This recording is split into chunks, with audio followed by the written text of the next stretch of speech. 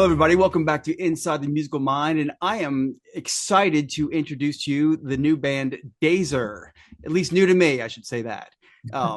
So we have Grant Hendricks, his brother Austin. I should put Grant Hendricks on guitar, his brother Austin on lead vocals. We've got Matthew Schranko on bass, or Schranko for short, right? And Jack Latham on the heavy artillery and drums. Yes, sir. How's everybody doing? Good. How are Very you? good. Good. I want to start off by congratulating your new EP is out. Thank you so you. much. Yeah, thank you for having me on Sounds here. great. And the latest video, Can't Take It Anymore, right? Came out on Friday. It did, yes.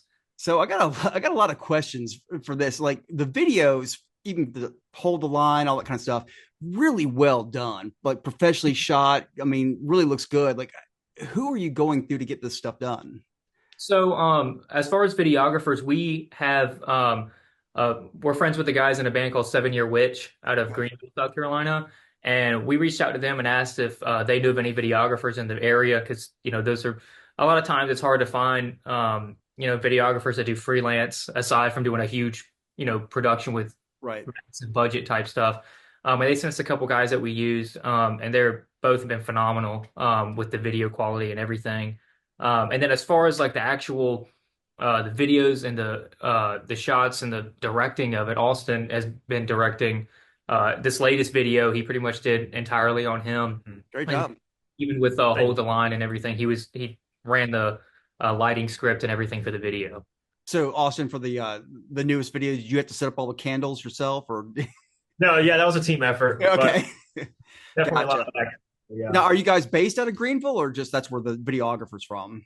Yeah, we're based out of Greenville. Yeah. Okay. I lived in Greenville for a while myself, years Okay, ago. yeah. Yeah. Yeah, we moved up here this past year. We originally started in Clemson, South Carolina, and then Gotcha. we moved from there after Shrenko was done with school and everything. We moved up here, and we got a house now, which is a lot better than rehearsing in a three-bedroom apartment. So Totally. Yeah. So how's the reception going so far with the new EP? I mean, is it going great. well? Yeah, Very good, yeah. it's going very good. The video came out what a day and a half ago or Friday. Yeah, Friday. Yesterday. And it's doing great. And we've gotten great reviews. We've already got we've already got somebody that did a reaction video, Mhm.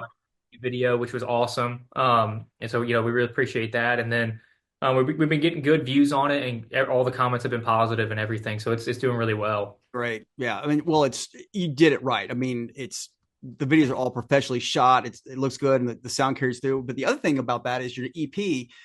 Did you record that in an actual studio or are you doing this at home? Because it sounds I mean, it's so well made. Thank you. Yeah, we did that in a studio down in Columbia, and we recorded everything at the Jam Room Studio. That's the name of it in Columbia, and we recorded everything there. And we pretty much, well, not pretty much, we produced it ourselves. We don't have a producer or anything. We produced it ourselves, and we sat in on all the mixings to make it sound the way we want it to sound, and not what somebody thinks the way we want it to sound. Right. Which was definitely, I think, a good call on our part. Did you have any kind of studio knowledge beforehand? Because it can be easier said than done. Yeah, a little bit. We had done a single in the past, right? Or two singles, but they're both featured on the EP, but released Right. those as singles. And Shranko and I, whenever we first started, tracking demos and stuff, he and I would, kind of figure out like the mixer and some of the stuff in like our DAW and like Logic and all that we use just to kind of get some demos done. And so he and I have a little experience, and then Jack also has some experience recording drums, but not in. This is our first time doing it like Professionally. professionally, yeah. Right. Aside from little demos that we've done. Because you run a risk of like, take turn, Shranko does this track and like all the bass is up top and Yeah, Jack yeah. does one is like all you hear is the drums. Yeah, well, that's why whenever we mix, we always, a lot of times I'll even ask the guys whenever we were mixing, I was like, hey, do you think the guitar's too loud there? I'm not always like, hey, the guitar needs to go up or Austin's not the vocals need to go up. We tried to take a step back and just think of it from a song perspective and not as individual Right. perspective. Because at the end of the day, it's what the song sounds like, not how good my guitar is or how good Shranko's bass or drums or anything. No, So we no. took that approach with it. Well, it works because it's a good sounding mix. It really is clear, and that's impressive that you guys have done that in your first effort for an EP for it to come out sounding that good and that polished. That's great. I wanted to ask, how did everybody meet? Obviously, you two are brothers, but meeting Jack and Tranko, like how did that? Have you guys known each other for years, or what was Yeah, it? so I had always wanted to start a band, Mm-hmm. and I was, you know, finding somebody these days or finding people these days is so much harder than I'm sure it was back in the 70s and 80s because this type rock and roll was the biggest thing in the 70s and 80s, Right. and it's not. And um, one, we're trying to change that, but two, finding guys that are not only our age, but two, like the music, love the music we play and we want to write, have similar influences, and they're talented and skillful musicians enough to do what we want to do. Mm-hmm. On top of that, whenever I started the band, I didn't start it just to play in bars. From day one, we said we want to play stadiums, and so Right. that was another hard part is finding people who are, hey, I don't care what it takes, we're going to make this happen. You know, which is actually the most challenging part is finding people who are dedicated Sure. to whatever it is. I don't care what I have to sacrifice, we're going to make it happen. And so I hung flyers around campus, around the Clemson campus, because I was actually going to school there at the time. And you DM'd me off there, right, on Instagram. And what'd you like need? You need a bassist? Yeah. And then so he and I got yeah. And so he and I got together, and at the time Austin and I were just living together, and he and I got together, we started jamming some songs, we talked about our influences and all that. And I think it was like the first or second time you and I got together, I was like, hey, do you want to be in? I was like, do you want to like do this? And he was like, yeah. And so he and I auditioned another singer at the time because we still hung up flyers and all that, and that didn't go well, to say the least. But I asked my brother, I was like, hey man, I've always had like suspicions that Austin could sing because ever since he was a little kid, he was kind of running around and imitating people and mimicking things. Yeah, making noises and stuff like that.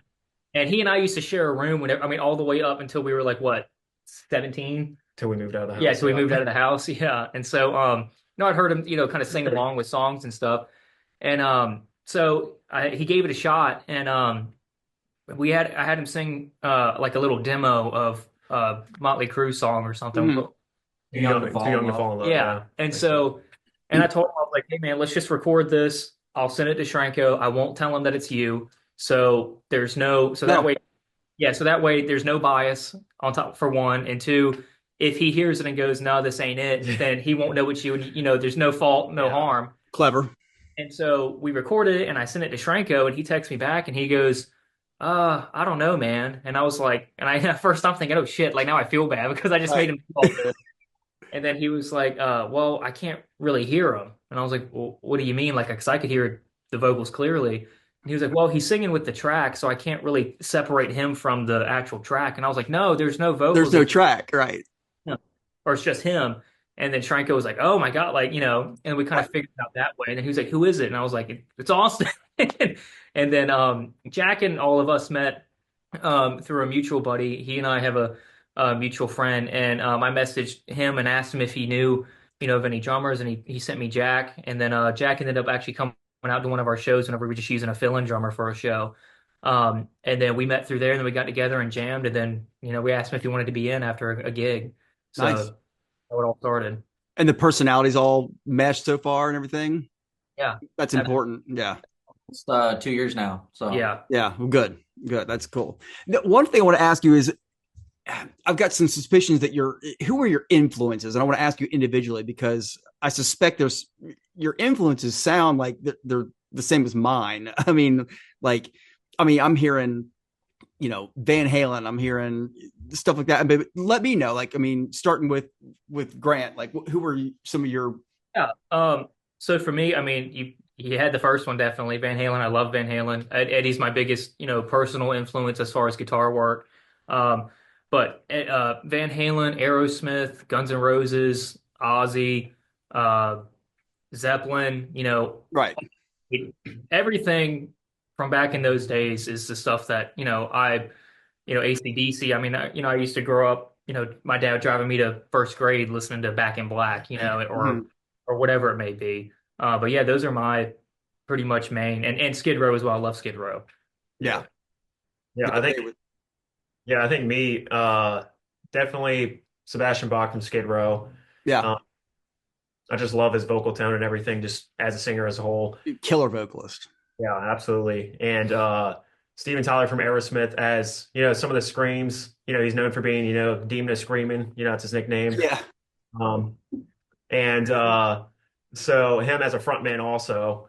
But those three, and then obviously some uh, what's his name? Some Axl Rose and Robert Plant tone a little bit too. Hmm. Yeah, those four guys really my influences. Yeah, and you can hit some high notes. You've got good pipes on you. Yeah, Yeah, definitely. Jack, what about you? I would have to say that my top five influences would probably be Zeppelin, Sabbath, Metallica, Gojira, and what's a good fifth one for drums? I'd probably say Guns N' Roses. I love the old school Guns N' Roses. Like Steven, yeah. What about you, Tranko? For me, The Rush, it's man. probably gonna be number one is Rush for sure. I Uh, guess that from the Rickenbacker bass. yeah. And then definitely, I mean, Black Sabbath, The Who, Led Zeppelin. I mean, John Paul Jones, just Right. absolute monster on every instrument.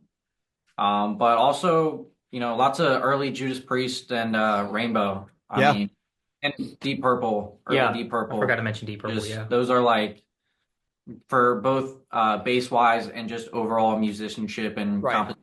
Like that's where I go to. You guys have like my record collection. That's awesome. Yeah.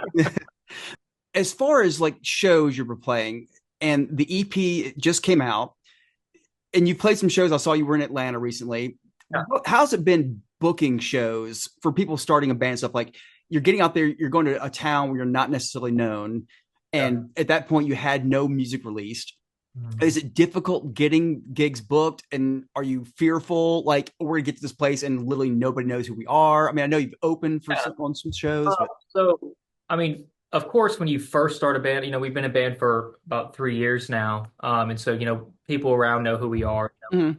It's a lot easier for us now to, hey, if we want to book a show in Georgia, or even, I mean, we've played pretty much everywhere, every state in the Southeast at this Mhm. point. So, at the point where we are now, it's much easier to get on a bill or get into an opening spot at a theater like we just did with the guys in Zozo Mhm.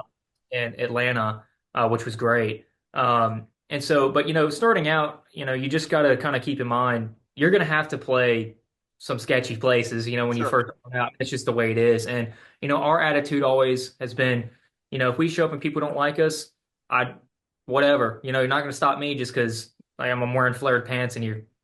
But that's never happened. Nobody's ever.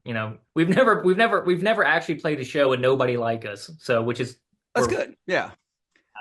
But yeah, no, I mean, it's definitely a progression. When you start out, like I said, you're going to have to play smaller stuff before you can start moving into the bigger things. But I mean, we started out in a college town, and in a college town, especially today's day and age in music, yeah, like all the guy, like the guys and people know who Zeppelin is, and like, oh yeah, that's my dad's favorite band, and all this kind of stuff, or Van Halen or Aerosmith or whoever.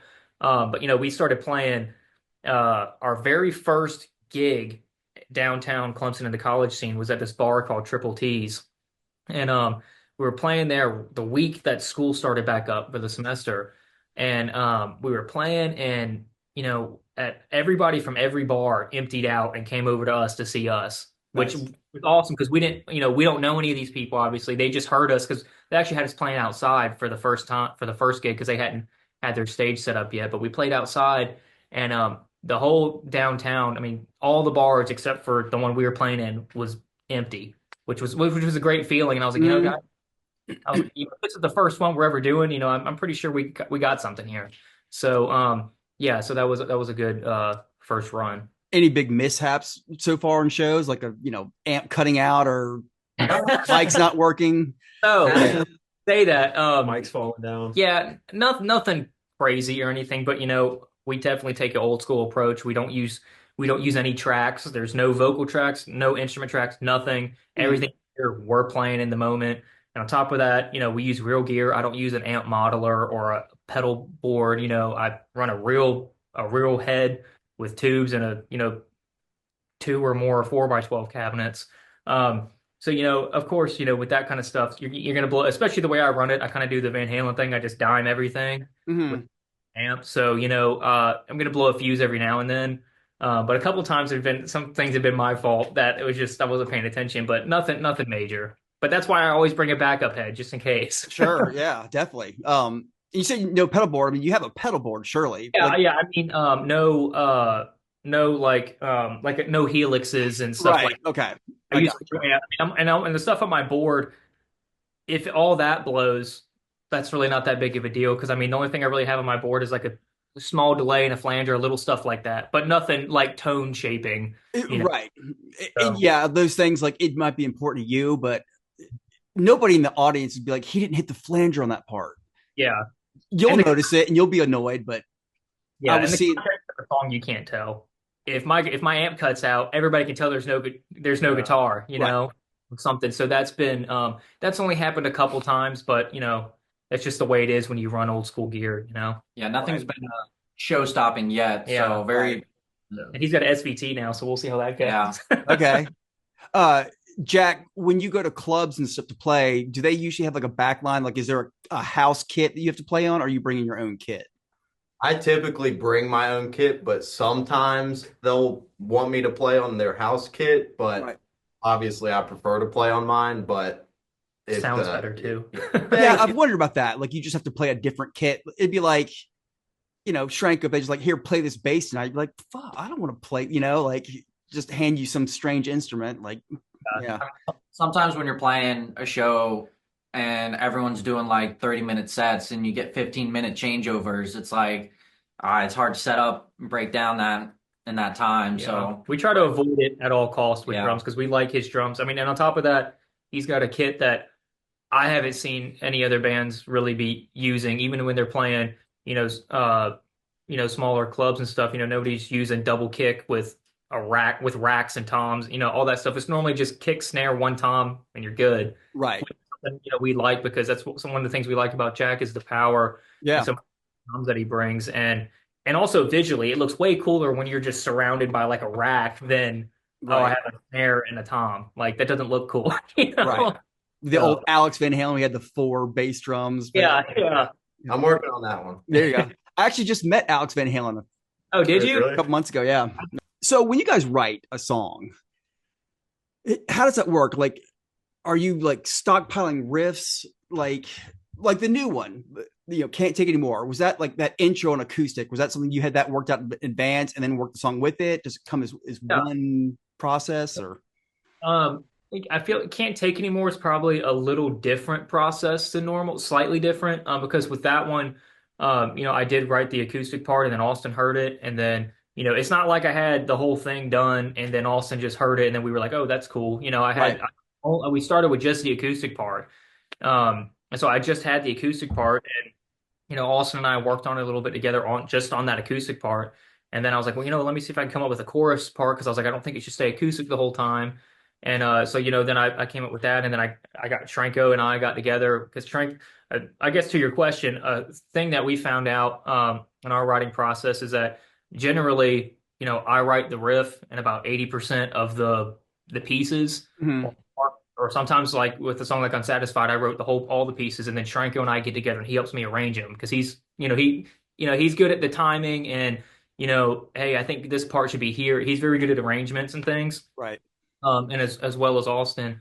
And so normally it kind of goes like that. I'll normally write the riff, and then we get together on it after. And then Jack is very good with the transitions and of course timing. He's the drummer, Right. so that's kind of generally the process. And then even when I'm writing guitar solos, sometimes I'll ask Austin, hey, what do you think about this? And then he'll hum a melody. Sometimes be like, well, maybe try doing this. And since he can't play the solo, he'll sing the Sure. like where that was actually. That was one where he actually did that a good bit with. He sat down with me and he hummed out some melodies for me, and I just tried to emulate those on guitar, and that's kind of how the solo came about. Very cool. Austin, since you had no designs to be a singer, I guess, for most of your life, was it cool finally like hearing like reverb and stuff on your voice, like an actual produced sound? Yeah, it's definitely a lot different than hearing the dry vocals for sure. And 100%. but yeah, I mean, originally for the longest time, um, you know, I could always like mimic stuff, whenever I was younger, mimic singers and stuff. But I was always shy about singing and everything. And actually, the first time I actually sang like a full song in front of anybody was in front of Grant and Shranko. And I was like super nervous. I was like in Grant's room. And so I was like back in the closet because I was like trying to, have my ears so it wasn't hurting my ears, but really I just didn't want them to see me while I was singing. I totally get it. Yeah. And so that was nerve-wracking, but if I had never have done that, we wouldn't be where we are today. What about But first time getting in front of an audience? that was interesting. It wasn't as nerve-wracking, I think, because we recorded a whole first show and watched it back. That's just you don't want to watch it back your first show, but But you should. yeah, you should, which was why we did. Right. But I mean, first show it was what you expect. Just everything was good, musically and everything. It was just transitions, actually putting on a show, performing. But as a nerve level, I would say I was like, maybe 6 out of 10 because we had been rehearsing for like months before we did like our first gig. I mean, well, up to our first gig, whenever what was that, 3 years ago, we would rehearse 4 days a week from like 6-7 hours at a time sometimes, because we would actually, at the time I was in school and Austin was in school and Trico was as well.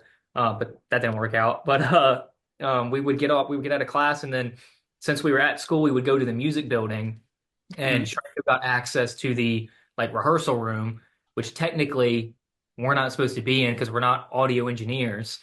Okay.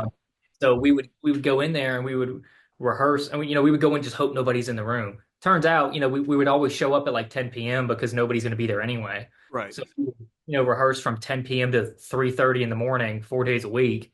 And then, go to Waffle House after for an hour and then get home at 6 a.m. And then I'm calling into work saying, hey, I'm not coming in. I just got home. I can't be there. Right. But, yeah. But I guess back to what Austin was saying. Also, especially after being in a band, there's a huge difference between being a good singer and being a good frontman, and then also being a good frontman and singer. You got to have both if you're going to be in the. You can't just, you can be the best vocalist in the world, but if you stand in one spot and stare at the floor, nobody's buying tickets. Yeah. But also, you could be the best showman in the world, but if you sound like garbage, nobody's going to want to come see either. Right. No, it's very true. Yeah. Now, do you guys tune to standard generally? No, we actually normally tune a half step down. Okay. So all of our stuff, including the new ballads, all a half step down, and that. Obviously, Austin's got the range where we could probably tune a half step up if we wanted to. But most of our influences, like even with Aerosmith, who always tuned to normally E standard. My favorite album, Rocks, that's all E flat. Right. All E flat. Guns N' Roses, majority E flat. So Van Halen always did with Dave. Yeah, and they did that, out of necessity because Dave didn't have the range, right? But Austin's got the range. But that's something I think we just all like the vibe of it more at E flat. Right. Van Halen, they changed back to more standard pitch because A, Sammy, and B, Eddie bringing more keyboards in. Yeah. And, I would say just less aggressively. On Fire to Why Can't This Be Love is a little bit of a totally big bit of a vibe change. But also tuning down. I mean, if you guys are doing this in 30 years, Austin, you'll be, a lot of singers are hitting notes on their first albums, and 30 years later, they're going, shit, I can't hit that note.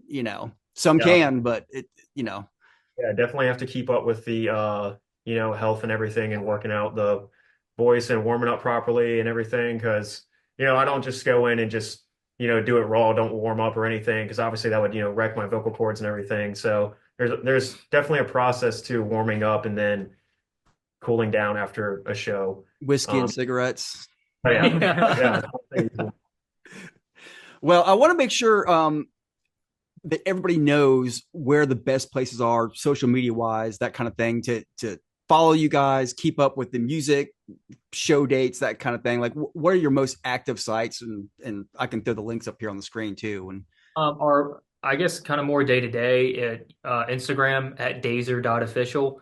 And then it's the same handle on Facebook, X, and everything. And then we have our website that's just thebanddazr.com. That has all of our show dates, merch, YouTube link, everything. And then same thing with YouTube. Generally what we post on YouTube is our music videos and stuff like that. So those are a little fewer and further in between. But show dates and merch and all that can be found on our website or our Instagram and Facebook. Awesome. What's the what shows do you have coming up? Yes, we've got a show in, is it Raleigh? Raleigh, right? Mm-hmm. Raleigh, with at the Lincoln Theater with Zozo. Again, it's open for them in Atlanta, and we're opening for them again in May 2nd, I believe. May 2nd, at the Lincoln Theater in Raleigh. So that, and then we've got some more coming up with them at some later dates that I don't think have been announced yet. But we've just we're just keep rolling, and we're trying to, each year trying to, climb and climb and climb. So we got a lot of big stuff coming up that we're really excited about. I want to congratulate you guys on the EP. It sounds great. And I really think, I mean this. I listened to a lot of up and coming bands, and I heard this, and like, this stuff it's good. It's solid. It's well produced, well played. And it's just it's just a kick in the pants to music. It's just literally it's just fantastic sounding. And I hope you guys are, good luck just spearheading a new revitalization of hard rock, because you guys have got the goods. Thank you very much. Yeah, I really appreciate that. That's our goal from the beginning. Like I said, we want to go all the way. We didn't start it just so I could be, 60 and be like, yeah, I was in a band once, Right. So yeah. But well, yeah. So far, so good. I think I'm glad to hear it's going well, and looking forward to hearing a lot more from you in the future. And welcome back anytime to give us any updates. Great. Thank you very much. Absolutely. Thank you for having us. Really appreciate it. Yeah, we'll talk soon. All right. Good.